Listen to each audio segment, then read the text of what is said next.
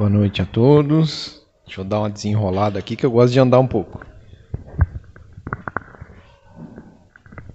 Obrigado. Bom, mais uma vez, obrigado pela oportunidade de estar aqui. Eu gosto sempre de lembrar que foi o primeiro lugar que eu comecei a dar palestra, tive a oportunidade há uns 4 anos atrás. A gratidão eterna ao seu Joaquim, que correu o risco. Falou, vai lá ver o que dá.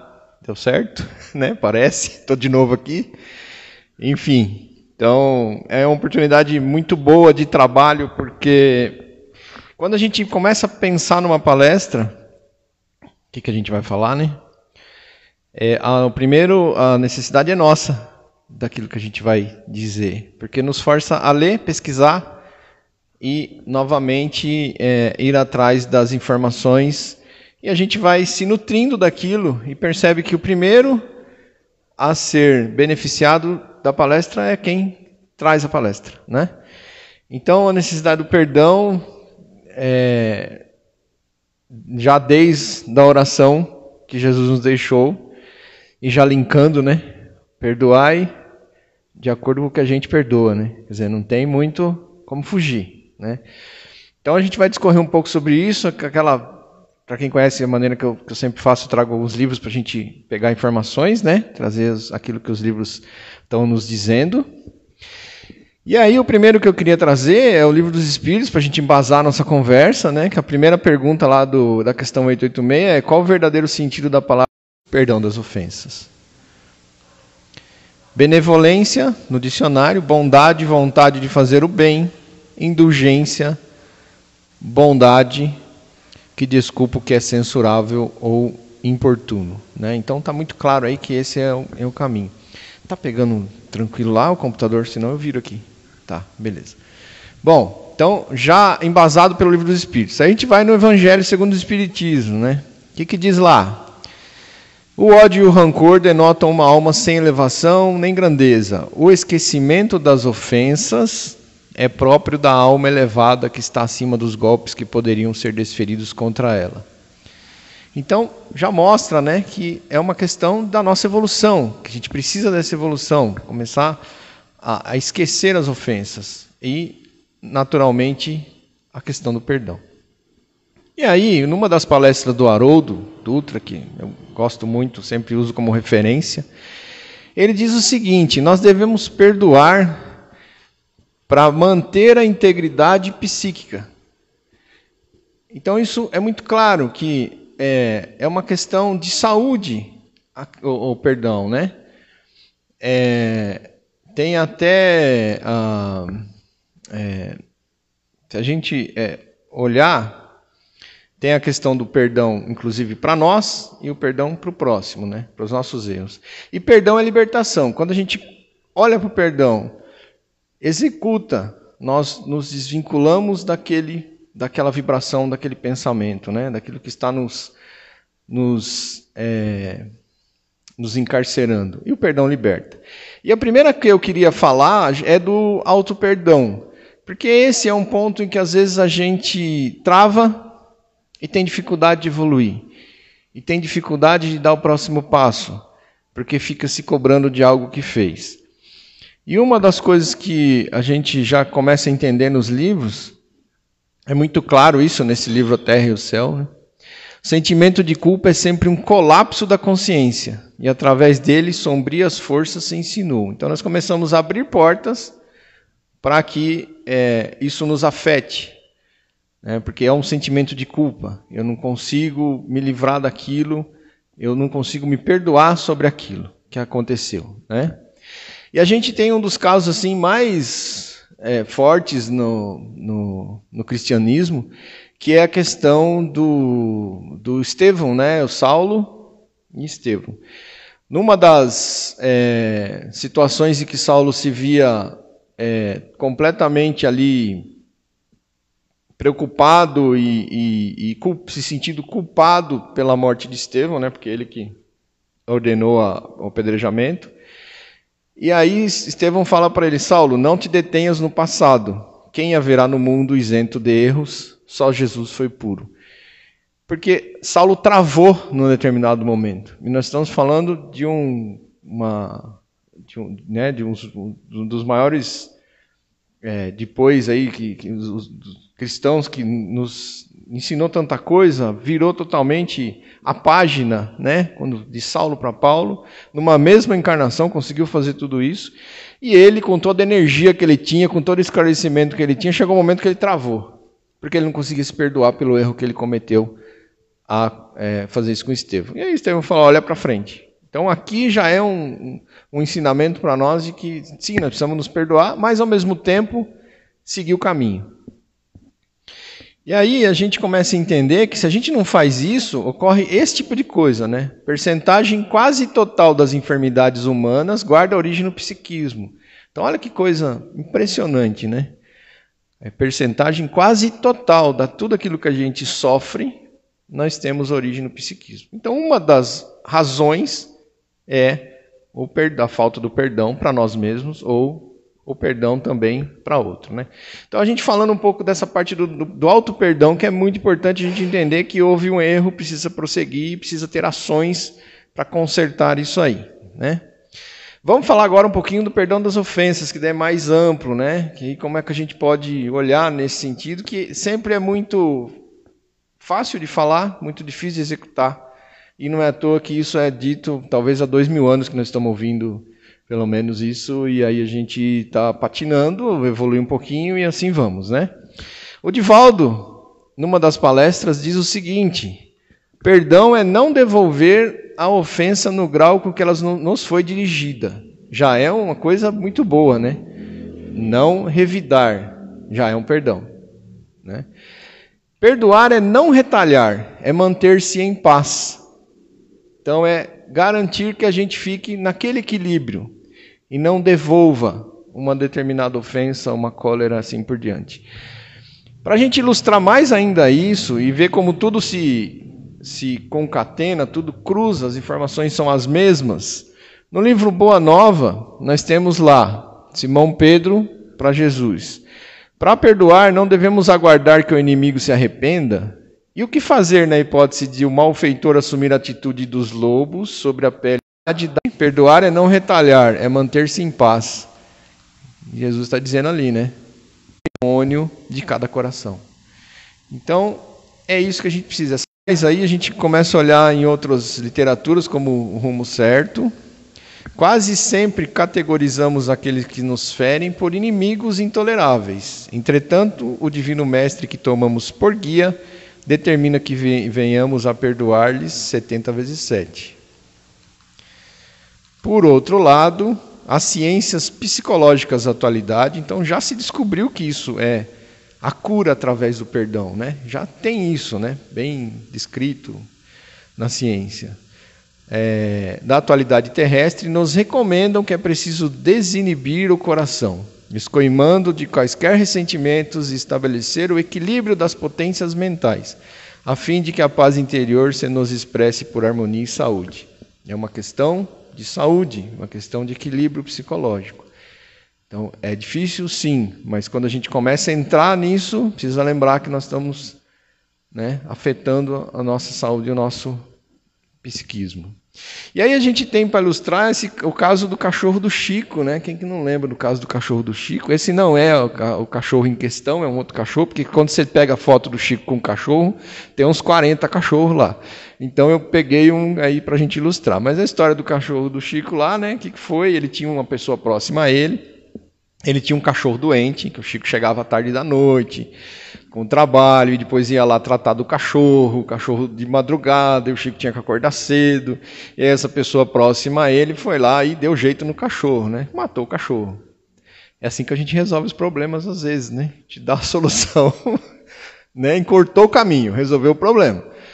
E aí o Chico, num primeiro momento, não sabia, quando ele ficou sabendo, ele ficou profundamente magoado. Por causa do cachorro, ele adorava o cachorro, enfim. E foi passando um tempo, num determinado momento, o Emmanuel chegou para ele e falou: Chico, você tem uma mancha negra no coração e essa mancha está atrapalhando a comunicação espiritual. Você não está recebendo, não está tendo acesso, nós não estamos tendo acesso a você. Ele falou, mas como assim? Não, essa mancha é uma mágoa, né, que você tem. E nós precisamos corrigir isso. E aí que ele falou da questão do cachorro da pessoa, e o Emmanuel falou, olha, o que você precisa fazer é o seguinte, você precisa identificar a pessoa que fez isso, o que ela mais gosta, o que ela mais queria na vida, né? O que ela mais gostaria de ganhar na vida. E aí o Chico falou, mas como assim? A pessoa matou o meu cachorro e eu vou ter que ainda dar algum presente para ela? E o Emmanuel falou, olha, a receita não é minha, é de Jesus, né? E aí o Chico falou, bom, vou pesquisar. E descobriu que ela queria uma máquina de costura, né? E a máquina de costura naquela época era um negócio para comprar em prestações longas. E o Chico foi lá e comprou a máquina de costura e levou a máquina de costura. Quando ele entrega a máquina de costura, a pessoa tem uma alegria tão grande que alguns relatos dizem que, né, sai um feixe de luz do coração dessa pessoa, atinge essa região do Chico e imediatamente tudo se resolve. E aí eu até lendo, estudando o que a gente viu disso, né? Nossa, se o Chico, né, cara, o Chico teve esse problema aí, porque nós não podemos ter, né? Então vamos perdoar também um pouquinho, né? Porque o Chico chegou nesse nível aí e falou, ó, teve, talvez nem perceptível, nem percebeu, mas teve essa mágoa. Então, é o caso que quando eu perdoo, volta e você se liberta. Teve a libertação dele, né? Então, muito interessante esse caso do cachorro do Chico. E aí o exemplo, né, maior que o Humberto de Campos nos traz nesse livro Estante da Vida, que é quando Jesus está lá na cruz, nos seus últimos momentos, e ele, talvez como última palavra, ou como última frase, último pedido, vem um anjo até ele, e ele pede que esse anjo vá até Judas, e socorra Judas, porque Judas tinha se suicidado. Então ali já tem o imediato perdão. Jesus já tinha perdoado Judas porque já sabia, né? Mas tem o imediato perdão, por exemplo, e tem a ajuda necessária. E a gente ir malhando Judas há 2000 anos, né? Sem saber da história como tinha que ser ou como tem que ser, né? Enfim, mas ele já nos perdoou também. Então esse é o maior exemplo que nós temos, talvez, do perdão, né? E aí, num dos livros do Chico, esse é um livro difícil de achar, né? No Mundo de Chico Xavier, que são entrevistas do Chico quando ele estava fazendo alguns livros ainda no meio lá na década aí de lá 50, 60, alguma coisa, 60, alguma coisa assim. Tinha muito livro para escrever ainda. E aí na entrevista perguntam para ele, ô Chico, acredita que tens inimigos? E ele diz o seguinte: acredito que tenho amigos que ficaram diferentes quando reconheceram que não sou a pessoa ideal que eles julgavam que eu fosse. É perdão ou não? Né? Uma forma extremamente educada de perdoar. Né? Foi aí o Chico nessa frase que eu pensei desse livro aí. Né? Muito legal, né? Então, assim, paciência. Né? Fiquei diferente, mas ok. Estão perdoados, vamos em frente. E aí no livro Bastidores da Obsessão tem um direcionamento muito interessante, né? O perdão que se doa é a semente de misericórdia que lançamos na direção do futuro, a benefício próprio. Verdadeiramente infeliz é aquele que não perdoa, não esquece o mal, não oferece oportunidade de redenção. Então aí é o problema, né? Vai carregar isso de novo, né? Então é difícil, tem a dificuldade, mas tem que lembrar que vai carregar, vai ter jeito. E aí, por que isso acontece? Entre o credor e o devedor há sempre o fio espiritual do compromisso. Então, se não vai pelo amor, vai pela lógica. Se a gente não perdoar, nós vamos conviver com o mesmo problema de novo. Se já não estamos, tem livros que a gente lê aí de 300, 400, 500, 1000 anos. E o ciclo vira. E aí o vítima é algoz é vítima e vai virando. O que precisa acontecer para interromper o processo? O perdão interrompe a onda do mal. Então só o perdão vai quebrar o ciclo. Não tem outro jeito. Né? Por isso que tem, às vezes, né, reencarnação do netinho ali, que às vezes teve um problema, mas agora é o neto, agora é o filho, que vai corrigir, que vai se ajustar, que às vezes lá atrás foi uma vítima, um verdugo, que isso tudo vai nos corrigindo, né? Então, o que nós temos aí? Nós temos a reencarnação como mecanismo do perdão. A reencarnação nos ajuda ao perdão. Porque realmente eu confesso assim, que era difícil entender o perdão sem a reencarnação. Você fala, mas vai perdoar e aí? Quem paga, né? Quando você tem o advento da reencarnação e fica claro, você sabe que é um mecanismo necessário e que isso, além de tudo, é caridade, mas ao mesmo tempo vai te ajudar. Então a gente tem a seguinte afirmação no Ação e Reação: sujeitando-nos às disposições das leis que prevalecem na esfera carnal, né, na Terra, teremos a felicidade de reencontrar velhos inimigos sobre o véu de temporário esquecimento, facilitando-se-nos assim a reaproximação preciosa, né?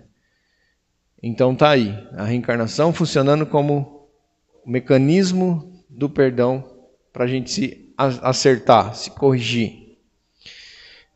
De novo aí, mantendo no Ação e Reação, dependerá desse modo de nós mesmos convertê-los em amigos e companheiros, uma vez que, padecendo-lhes a incompreensão e a antipatia, com humildade e amor, né, ou seja, fazendo essa troca, sublimaremos nossos sentimentos e pensamentos, plasmando nossos valores de vida eterna em nossas almas. Então está aí a ferramenta funcionando, o mecanismo funcionando, né? Que a gente possa ter essa consciência. Nesse livro As Dores da Alma, a gente tem a seguinte afirmação que é interessante: cada ato de agressividade que ocorre nesse mundo tem como origem básica uma criatura que não aprendeu a amar. No livro Jesus no Lar, tem uma passagem, eu não me lembro quem exatamente questiona Jesus, que fala, a gente estava falando da Boa Nova e as pessoas, né, não tinham a devida atitude, para falar o mínimo. E Jesus vira e diz o seguinte: olha, perdoa essa turma aí, porque são abelhas que ainda não sabem produzir mel. Olha que coisa, né? São abelhas que ainda não sabem produzir mel. Então, tá aí a lição, né? E no livro Estude e Viva, tem uma parte muito grande, interessante, sobre perdão, né? Que aí eu acho que nos dá um norte. E aí o livro dos dois lá, né? Emmanuel e André Luiz, né? Então, assim, né? Juntou aí, né? Juntou a dupla aí, né? Então, o que é dito lá? No capítulo Perdão em Nós, diz o seguinte, né? A ciência do perdão, tão indispensável ao equilíbrio quanto o ar, é imprescindível à existência. Olha que coisa. Tão indispensável ao equilíbrio quanto o ar. Quer dizer, nós temos que, além de tudo, ter um entendimento de que é algo que a gente não pode prescindir, né? Começa na compreensão e na bondade, perante os diminutos pesares do mundo íntimo. Então ele não está falando aqui das grandes ofensas, né? Ele está falando das pequenas causas que acontecem no nosso dia a dia, constantemente. E que se a gente parar para pensar, se a gente fizer uma reflexão ao final do dia ou ao final de uma semana, nós vamos ver quantas oportunidades nós tivemos, né? E dá para marcar um placarzinho lá, quantas nós acertamos e quantas nós erramos. Então é necessário fazer essa análise, né? Ali eu acabei falando um pouquinho mais áspero. Então, vamos olhar da próxima vez, vamos ver o que dá para fazer, né? Vamos respirar, né? Lembra outro dia eu falei aqui da sequestro da amígdala, né? O que é o sequestro da amígdala? Nós temos um dispositivo no cérebro lá que nos remete à nossa ancestralidade, em que é uma defesa. Nós somos impelidos a responder de forma imediata a uma agressão, né? Seja ela verbal, seja ela que for. É um mecanismo de defesa do ser humano. Então, eles descobriram que isso, ao longo do tempo, o tempo dela disparar vai diminuindo. Então, o seu autocontrole hoje melhora. Mas se você tem, né, aquela história de conta até 10, ele funciona no seguinte sentido, né? Se você passar os estudos dizem 5, 6 segundos. Se você em 5 a 6 segundos não revidar, você supera o momento. Porque aí você retomou o controle. O que é o sequestro da amígdala? A amígdala é existe no cérebro, né, como uma glândula no cérebro, né? Parece uma amêndoa, coisa assim. E ele vai disparar, ele vai tomar conta da sua reação naquele segundo. Se você esperar o tempo, não toma mais. Então é isso, é aquela respirada para passar. Quanto mais esse controle, melhor, né? Então essa é uma técnica, né? Por isso que todo mundo fala por conta até 10. Que aí vai, né? 10 já dá fácil. E aí, continuando nesse livro Estude e Viva, ele diz o seguinte, né? Não apenas desculpar todos os prejuízos e desvantagens, insultos e desconsiderações maiores que nos atinjam a pessoa, mas suportar com paciência e esquecer completamente, mesmo nos comentários mais simples, todas as pequeninas injustiças do cotidiano, como sejam. Aí ele dá uma lista aqui que eu vou passar aqui para a gente refletir. Quais as coisas que a gente tem que olhar, para a gente entender que o perdão vai passar pelas pequenas coisas.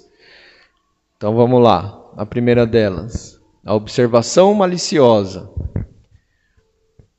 a referência pejorativa, o apelo sem resposta, a gentileza recusada, o benefício esquecido. Calma, cansou essa. O gesto áspero, esse a gente vê bastante e faz bastante, né? O gesto áspero. Às vezes o corpo fala, né? Não precisa nem a palavra, né? Mas o gesto áspero, né? E eu acho que esse aqui é o que às vezes a gente passa despercebido porque a gente acha que não ofendeu, né? Mas lá dentro a gente ofendeu, né? Então o gesto áspero, quando eu li, eu falei, esse a gente precisa cuidar, porque a gente não fala, mas internamente expressa isso pelo corpo, né? A voz agressiva, né, que é outra questão muito latente. A palavra impensada, o sorriso escarnecedor, o apontamento irônico. Aí tem mais 10. A indiscrição comprometedora, o conceito deprimente, a acusação injusta. Esse precisa respirar bastante, né? A exigência descabida, a omissão injustificável, o comentário maledicente, a desfeita inesperada, o menosprezo em família, a preterição sobre qualquer aspecto, o recado impiedoso. Eu fico pensando os dois escrevendo lá, né? Eu falo, ditando pro Chico, ó Chico, essa aqui, agora essa aqui, agora essa aqui, agora essa aqui, né? Se quisesse, dava mais uns 20, né? Eles pararam por aí. Então são esses todos que a gente precisaria ter atenção. E sempre ter a listinha para olhar, né? Porque às vezes passa, e realmente quando a gente olha, fala, essa aqui foi hoje. Né? Passou. Paciência. Aí, auto-perdão. Vamos olhar nesse sentido. Se possível, pedir perdão.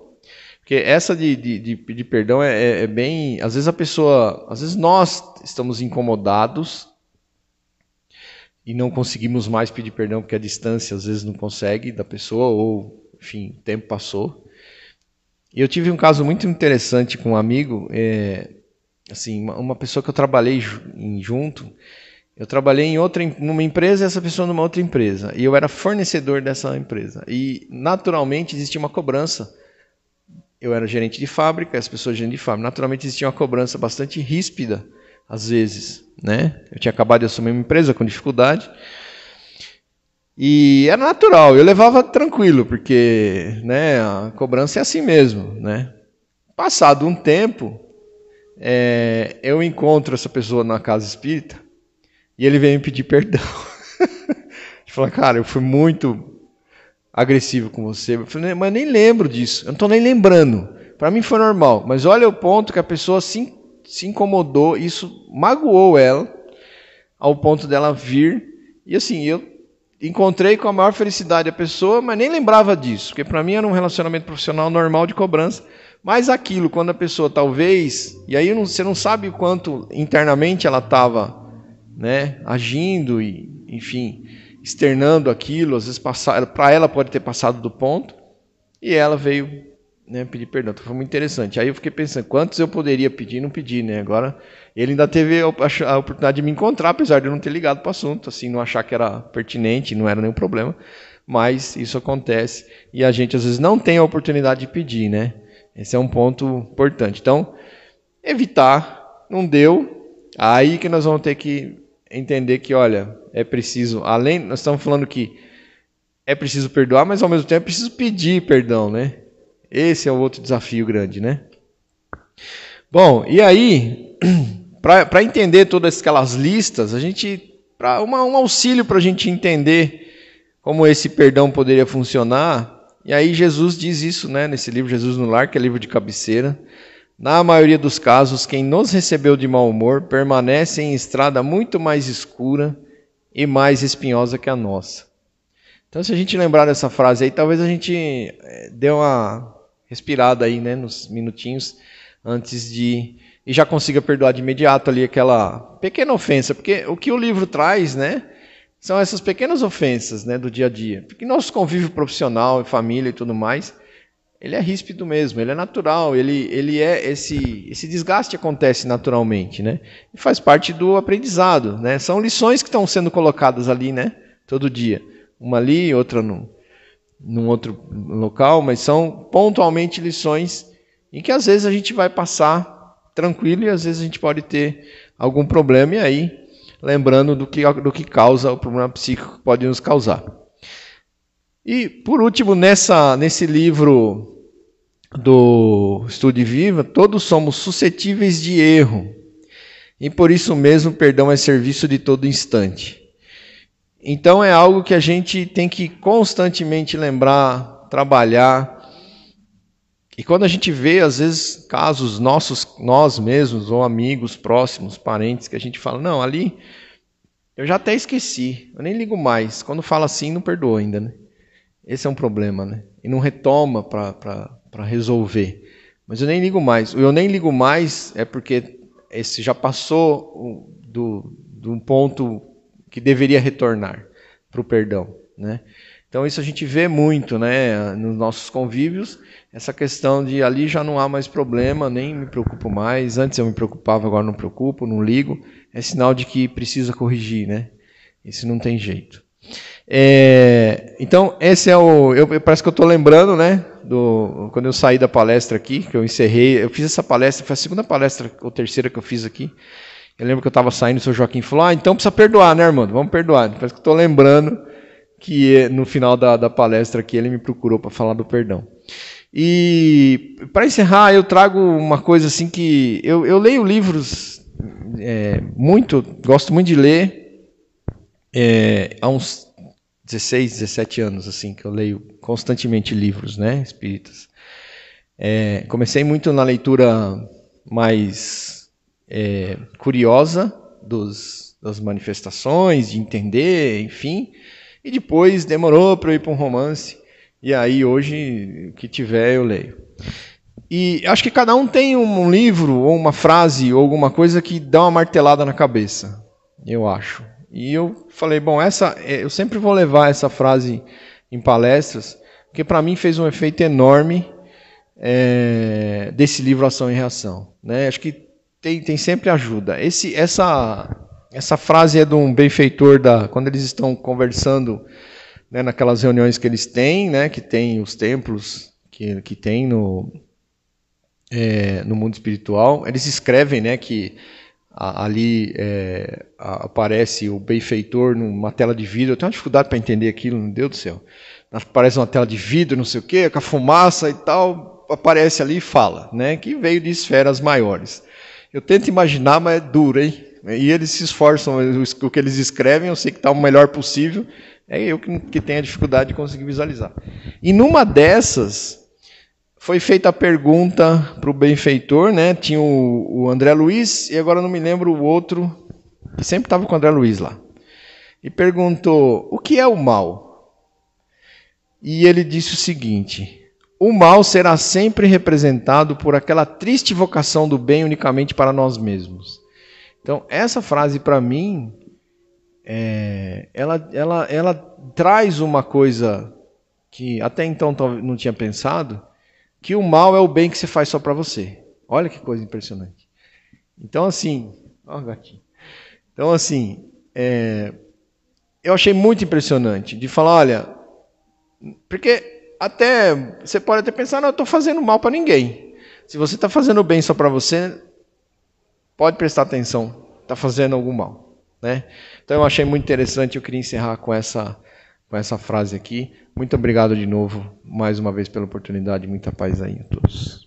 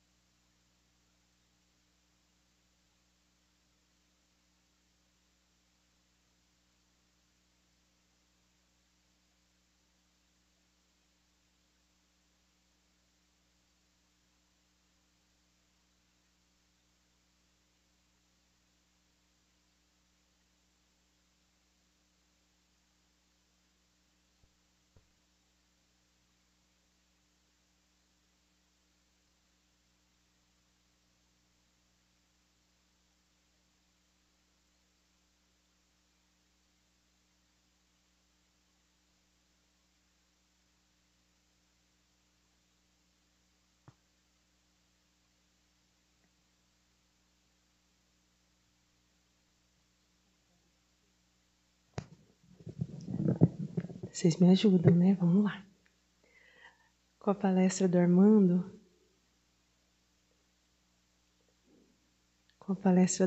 nos vem aquela música Perdoa, né? Então, hoje vamos fazer na capela, mas na próxima a gente prepara algo especial para vocês. Então, vamos lá? Perdoa, meu irmão, com coração, quem te fere ou magoa sem razão. Perdoa como a terra que perdoa os golpes do trator que a dilacera a cobrir-se de flor na primavera. Liberta e perdoa quem te oprime e tanto te maldiz. Quem te humilhou a si mesmo não sabe o imenso mal que fez. Procures não guardar ressentimentos que possas ter, talvez, pois somente quem ama e compreende consegue ser feliz. pois somente quem ama e compreende consegue ser feliz. Perdoa como a terra que perdoa os golpes do trator que a dilacera, a cobrir-se de flor na primavera, a cobrir-se de flor na primavera.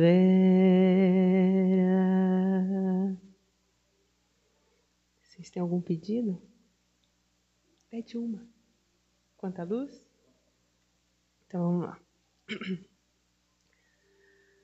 Quanta luz neste ambiente,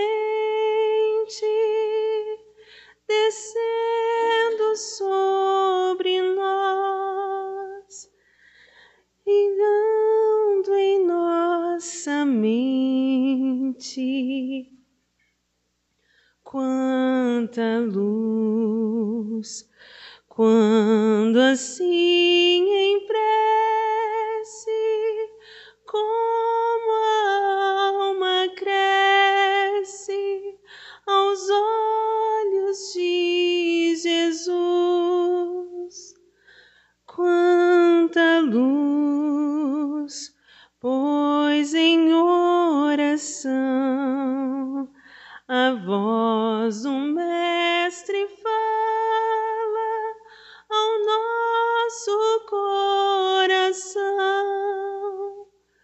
Quanta luz descendo sobre nós, quanta luz, quanta luz, quanta luz neste ambiente, descendo sobre nós, vibrando em nossa mente. Quanta luz, quando assim em prece, como a alma cresce aos olhos de Jesus. Quanta luz, quando em oração a voz do Mestre fala ao nosso coração. Quanta luz descendo sobre nós, quanta luz, quanta luz. Tem alguma música para pedir para encerrar, Pacheco?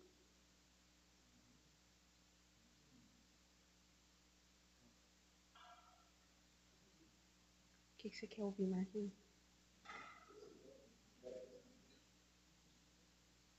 Pode ser? Pode ser para S2? Para a gente agradecer esses momentos, essas vibrações benfazejas que nos envolvem. Agradecer a Jesus, a essa casa.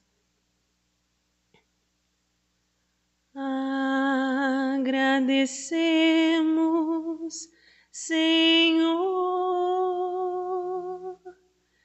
estes momentos de paz.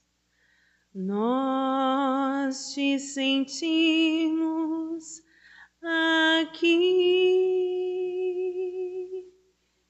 em vibrações fraternais na estrada da vida conduz-nos ao bem, na alegria e na dor.